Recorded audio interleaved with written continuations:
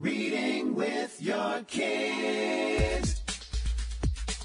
Hola, ni hao, konnichiwa, assalamu alaikum, shalom, mahaba, moni muli wanji, namaste, jambo, bienvenidos. Hi, my name is Jedley, and this is the Reading with Your Kids podcast. We're coming to you from the beautiful neighborhood of Reedville in the southwest corner of Boston, Massachusetts. We're so delighted and honored that you're joining us in our mission to help families grow closer through reading. Please be sure to subscribe to the show on the iHeartRadio app, on Spotify, Apple Podcasts, Amazon Music, wherever you find your podcast. We have two great guests today here to celebrate a beautiful picture book called Rainbow Weaver, Linda Elovitz Marshall and Brenda Rosenbaum. Hey, my friends, welcome to the Reading with Your Kids podcast. Thank you so much for inviting us to this wonderful show. This is my second time on Reading with Your Kids, and it is such a wonderful show. You do such a wonderful job. Thank you so much. You are very welcome. Of course, that voice was the voice of Linda Elovitz Marshall. And Brenda, welcome to the podcast. Thank you so much. I'm really happy to be here to spread the word about this beautiful book and, the story behind it. Yeah. I'm really excited. We're celebrating Hispanic Heritage Month. And one of the things that that I learned when I married my beautiful wife, whose family is originally from Puerto Rico, is a lot of folks, when they think Hispanic, Latino, Latinx, whatever phrase you want to use, they think of one big tent that everybody fits under and that everybody's the same and that they all celebrate one culture. But the reality is that Latin America is made up of many, many different countries and many different and beautiful cultures. And Rainbow Weaver is set, as I understand it, Linda, in Guatemala. Am I right? That's correct. It's set in Guatemala, which is where Brenda is from. Mm-hmm. And as you mentioned, Brenda was the inspiration for me to write Rainbow Weaver. In fact, she's the reason why I wrote it. What does that feel like, Brenda, when you hear that you're the reason that the celebrated author wrote a book? Well, it's a story about friendship, I think, of Linda's and my friendship and how much we shared when our kids were little. And she'll talk more about it, but she came to visit Guatemala a few times. And, she came to visit me in Chiapas one time, which is also a Mayan area. And then came to Guatemala and just found the culture interesting. So it's wonderful to share with friends, and it's wonderful that this sparked a beautiful book. Yeah. Can I say? So, Linda, tell us about Rainbow Weaver, please. So let me just say that Brenda and I met each other because we were both studying anthropology. And one year, I had some serious health problems, and a lot of money had been spent on my health. And as I was recovering, Brenda invited me to go to the place where she had done her field work in Chiapas, Mexico. And I was so moved being there. One of the things that I noticed in particular was that some of the children had very runny eyes, and I thought, this looks like something that could be fixed with just a little bit of money. It takes so little money to cure these eye diseases. And then I thought how much money had been spent on my health. Mm-hmm. And I really wanted to do something, somehow, to help, to bring awareness to these inequalities and to the beauty of the people that I had been introduced to.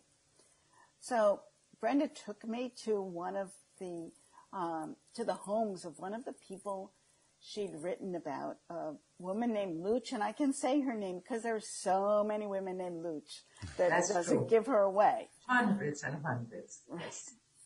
And we were way up in the mountains.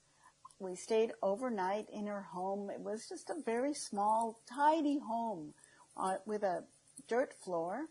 And she gave us some wonderful, wonderful stew, and we stayed overnight. And I just felt so much the feeling of like walking through the pine forest, climbing up this hill to get there. Later, I went to Guatemala, and I felt some of the same feelings being there in the hillsides.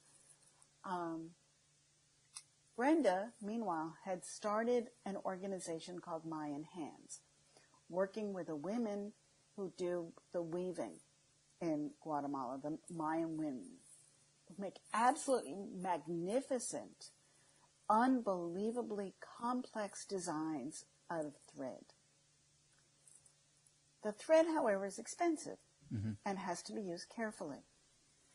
And if somebody goofs, it's not like, it's not so easy to start all over again. It's expensive. So Brenda started this organization called Mayan Hands, and I thought, what can I do to help? And I went to Guatemala, and I met a lot of Mayan weavers and saw what they were doing, and I also saw a project that they'd been working on with plastics. And actually, Brenda had shown me before I went some of the plastic materials that they'd made. And I was so impressed, I thought, hey, let's write about this. Let's share this with the world. That's how it started. Beautiful, beautiful. Now, Brenda, one of the things I kind of joked with you about before we started recording, and I said that I don't know a lot of people from Guatemala with the last name Rosenbaum. And you were kind of explaining, it's your husband's name, but you also reminded me that Guatemala, Panama, all Mexico, there are, just like in the United States, those countries are made up of a rainbow of people from all over the world. Am I right about that? That's exactly right. And especially, when we consider the Mayan population, there are immigrants from many places in the world, but the Mayan population has been there for thousands of years. And we're about maybe 50% Mayan in Guatemala. So these people, unfortunately, the Spaniards came in the 1500s, and they've been oppressed for 500 years. So what Linda saw was, a consequence of the lack of opportunities for these people, especially the women. The men have had a little bit more access to education, and so they have moved into some kinds of jobs, though most of them are in agriculture, they're peasants. But the women have very limited opportunities, and they don't speak Spanish. They speak mostly their native languages. So what Linda saw was, on the one hand, the beauty and the hospitality of these people, which is also what moved me as an anthropologist. I lived with them for years, in their homes, on and off. Always gave me the best chair they had in the house. If they had a chair, the best piece of, meat, if they were eating meat or chicken. They always treated their guests like kings and queens, So I was very moved in the face of their poverty, just their generosity. And my anthropology work was always done with women, and they were very open about their lives, their poverty, their lack of opportunities. And it's very interesting what Linda mentioned about the health issue, because that is a big one. When I did my research in Chiapas, there was an epidemic of whooping cough coming every year that would kill the kids from newborn to 2 years old by the hundreds. There was no vaccination for them at the time. And, and there was measles and all these illnesses that just, when I asked women, how many kids do you have? They would say to me, do you want all of them? The kids that are alive and the ones who didn't make it? And I said, yes. So about half of their children were dying of common illnesses. So Linda's right. Their lack of opportunities, their lack of access to medical care, And so Linda planned this book as a way to spread the word on one organization that's trying to give opportunities to women and to make their situation better for their families. So that's what it's all about. Yeah. It's so important, I think, to help our kids understand at an early age how blessed we are. And I guess the word that's being used nowadays is privileged, and that fits. We do definitely have privileges and blessings in abundance here in places like the United States. And I think it's important for us to understand that we have opportunities that folks in the rest of the world don't have. And a lot of folks in the United States don't have the same opportunities. So I think it's important for us to help our kids understand that they have the ability to create a world where everybody has the same opportunities. That's a beautiful dream. It's a dream that I heard Dr. King talk about when I was a kid. And we're not there yet. Things are better, but we have an awfully long way to go. Absolutely. Yeah. So tell us a little bit about who we're going to meet in Rainbow Weavers, Linda. So I created a young girl named Ixchel. Ixchel, Ixchel. It's a Mayan name, and it's her story. She wants to weave like her mother and grandmother and great-grandmothers and generations of women before her. As we met her, I used my experience in Guatemala and in Mexico to set the stage. So she's in a small village high above Lake Atitlan.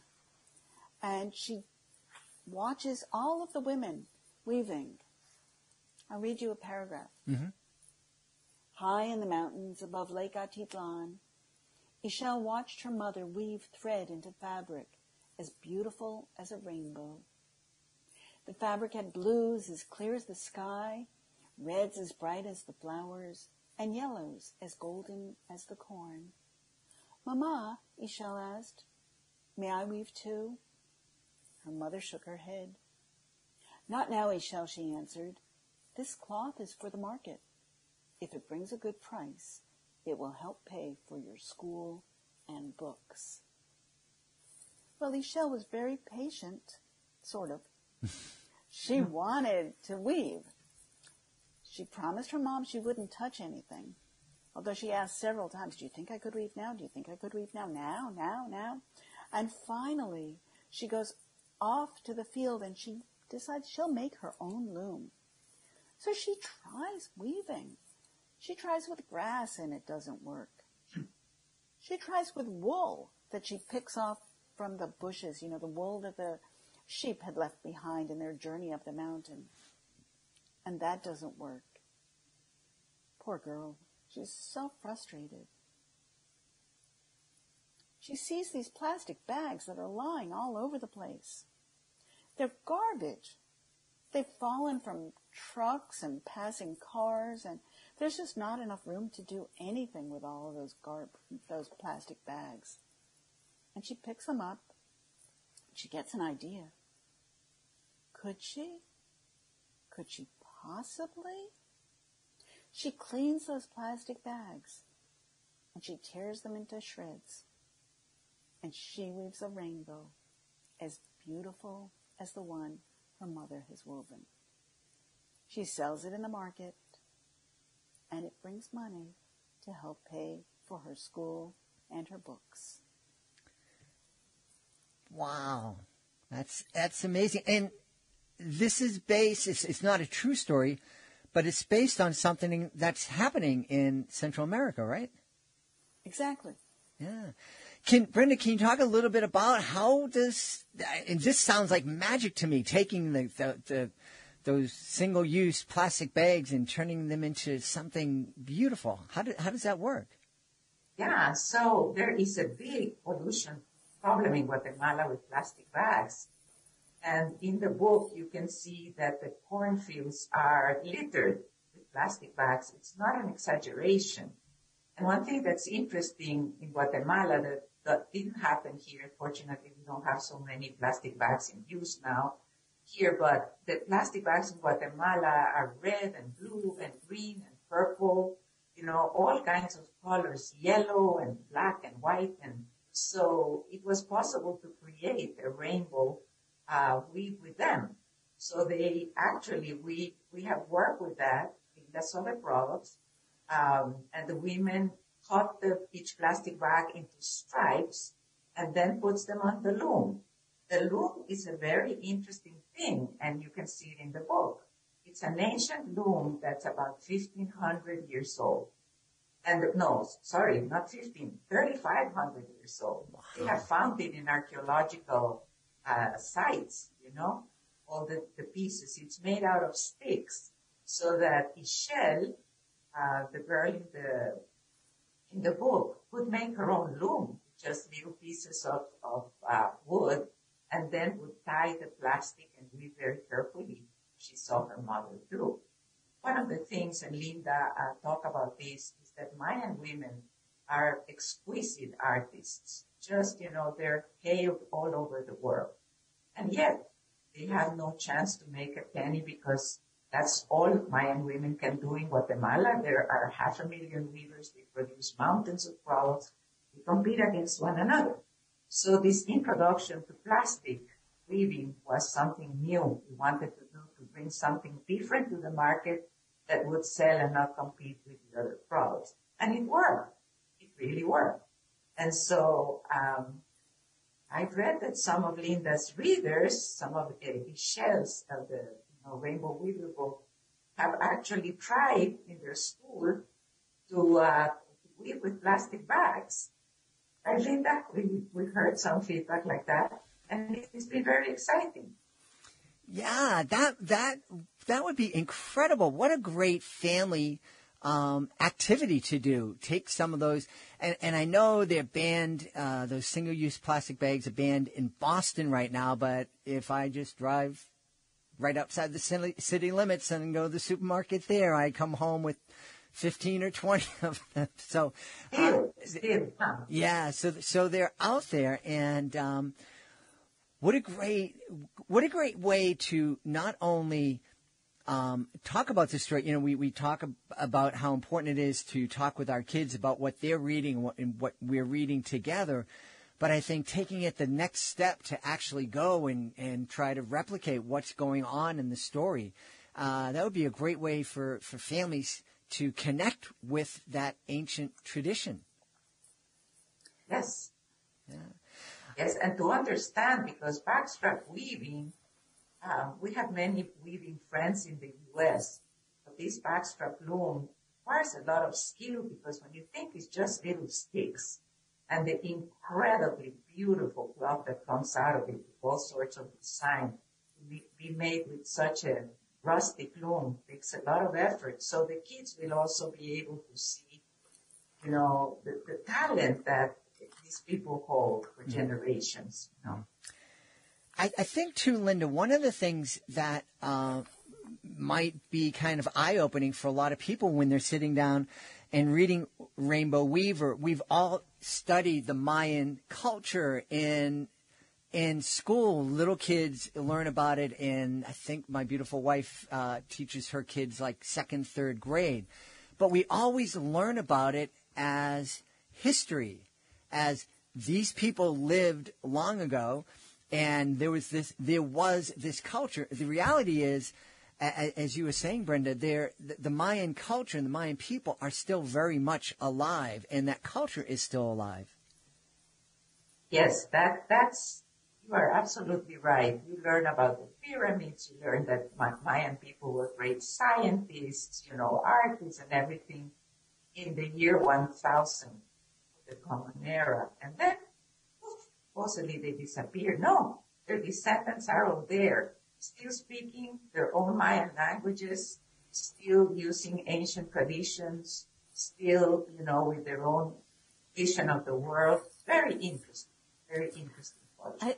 I think that's something we tend to do with indigenous peoples all over the world, to pretend as if they no longer exist. And you mentioned that your wife was originally from Puerto Rico. If I'm correct, it's the Taino people. The Taino, yep. Right. And to pretend as if there are no Taino people still on the island of Puerto Rico, I think would be,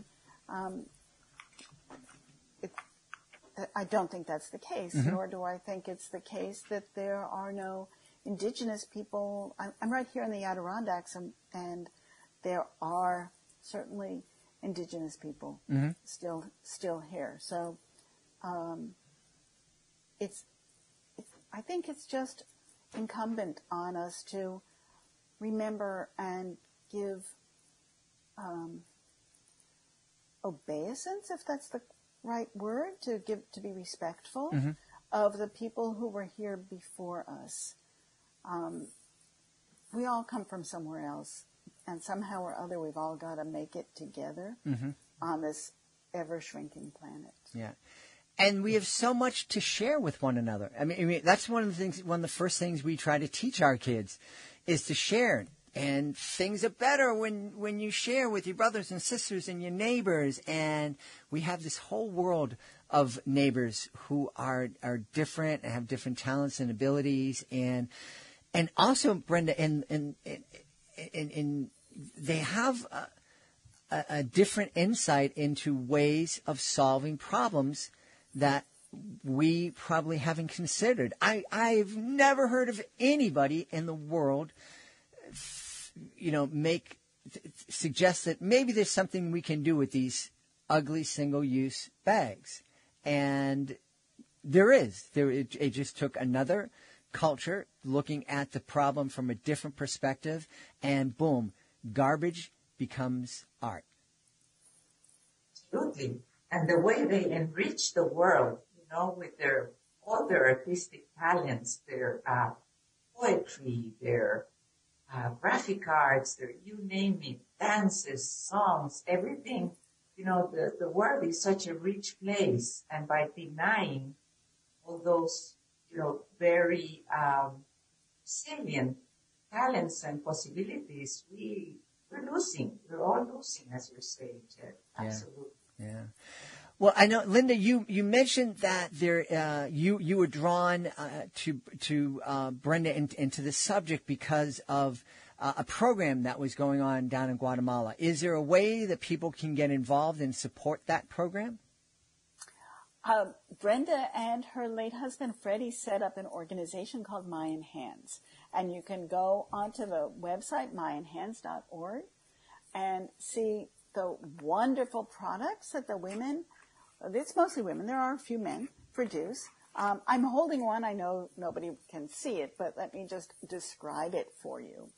It is a little pouch. I keep my computer gear in it. Oh, neat. So it's where I keep the charger and all that other paraphernalia. And it is a deep red on the top, and then it goes into a light pink, and then a bit of gray, and little designs all the way across. Some are up and down like triangles, and then straight lines, and then more triangles, all different colors and shapes, and it's lovely. It's just quite pleasing. So look on the mayanhands.org website, and you will see things like this, as well as lots of other products, tablecloths, and there are napkins, which are great, and they don't need ironing. Not that I would iron, but they don't need it. All sorts of fabulous products that last forever. Wow. Wonderful. So mayanhands.org. Brenda, when you take time, or do you ever take time to think, wow, this organization that my husband and I created is helping to spread this culture around the world? Makes me very happy to think that we put our little grain of sand towards that, Because one of the tenets of anthropology, I remember from the famous anthropologist Saul Tax, he said, one human being many cultures. And that's the richness of this world that we have to respect. And I don't want to say the word exploit, but to live with and make use of all the wonders they can bring us. So it's exciting. It's one little grain of salt because, as I said, there are millions, no, not millions, 500,000 at least weavers in Guatemala. So we're working with maybe 200 people, so 200 families, and each family with 10 people. So it's a small thing, but it has helped spread the word. People know more about the Mayas. We don't have tours right now because of COVID, but we have tours, and we bring people down to go visit the weavers. And so with different ways, with our website, with talks we give, with the tours, we're spreading the word on the richness of Maya culture and the importance of preserving it and of, just being partners of these artisans in the world. They have a lot to offer. Yeah. Now, Linda, I know people are going to want to know where they can go to find out more about Rainbow Weaver and more about all of the beautiful books that you've created. Where can they find you? Well, you can go to my website, www.lindamarshall.com, LindaMarshall.com, or go to any website, Barnes & Noble, Indie Books, the giant Amazon, lots of places. And I hope that each of my books helps people and kids and just opens the world up, and they're fun too. Yeah. And I do hope that by learning more about cultures and the wonderful tapestry of culture that we have, we can all enrich the world and all enrich ourselves. Absolutely. We've had a wonderful time speaking to the author and the inspiration for the beautiful picture book Rainbow Weaver, Brenda Rosenbaum and Linda Elovitz Marshall. Linda, Brenda, thank you so much for being with us today. Thank you, Jed. What a pleasure. Yes, wonderful. Thank you, Jed. Do it anytime. Please be sure to join us for the next episode of the Reading with Your Kids podcast. Our guest will be Joy Vandertooen. She is a mom of 13, 10 of those kids she adopted. And she is going to be celebrating Giselle's silly, soggy dog. That's the next episode of the Reading with Your Kids podcast. Hey, if you are the author of a fantastic children's book, we would love to have you as a guest on the show. Being a guest, it's fun, it's easy, and it gives you the chance to tell thousands of people about your fantastic children's book. All you need to do is go to our website, readingwithyourkids.com, click on the author's click here button at the top of the page. Scroll on down to be a guest. You can also find out about our beautiful Reading with Your Kids Certified Great Read program through that same link.